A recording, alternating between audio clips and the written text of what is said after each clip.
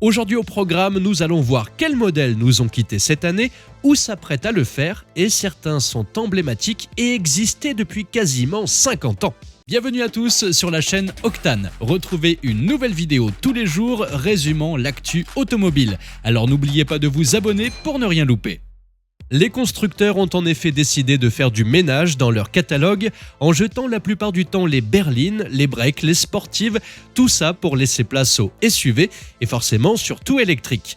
Et on commence par dire adieu à l'Audi R8, la diva des divas, la reine du bitume. Elle a décidé de prendre sa retraite avec un dernier coup d'éclat sous le nom de R8 V10 GT RWD. Audi, avec cette voiture, dit adieu à son V10 légendaire. Il parle tout de même d'une possible résurrection en électrique vers 2026 et je ne sais pas si on a hâte.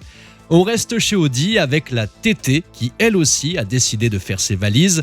Après une carrière qui a débuté en 1998, elle tire donc sa révérence. Deux petits bolides d'Audi qui s'en vont dans le grand garage du ciel automobile. Chrysler, de son côté, a décidé d'arrêter la berline 300C après 18 ans de carrière. La gamme Chrysler, déjà pas bien joyeuse, devient un peu orpheline. Il ne reste plus que le monospace Pacifica comme le dernier invité qui ne veut pas partir après la fête. Et on continue la valse des adieux avec la Ford Fiesta, une légende en Europe depuis la nuit des temps, enfin depuis 1976, qui a décidé de prendre sa retraite après 7 générations.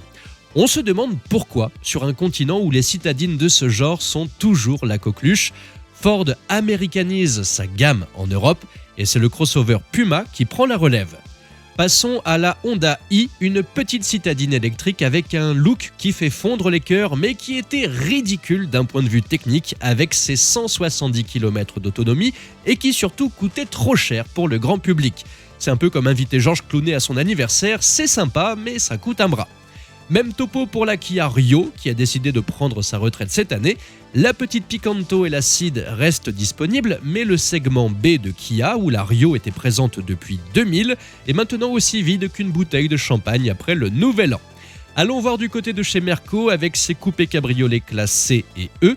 La marque à l'étoile a décidé de faire un peu de tri dans sa collection en simplifiant la gamme et en fusionnant les modèles. Résultat, on a maintenant le coupé et cabriolet C et E.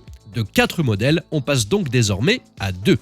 Et la Mini Clubman, le break qui a basé son look sur la citadine Mini, s'en va aussi cette année. Le pauvre, il n'a plus la cote et le nouveau Countryman qui a bien grandi l'a probablement convaincu de partir. Enfin, du côté de Porsche, on a la Panamera qui a fait son show récemment, mais la version break, la Cross Turismo, ne sera pas de retour. Adieu donc à un autre modèle original.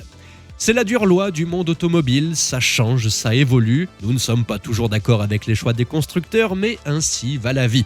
Et vous, de quel modèle déplorez-vous l'arrêt? Dites-moi ça dans les commentaires. Merci à tous d'avoir suivi cette nouvelle vidéo. N'hésitez pas à vous abonner, à activer la cloche des notifications pour être sûr de ne rien louper, liker, partager et vous pouvez également venir nous rejoindre sur notre compte TikTok. Ciao!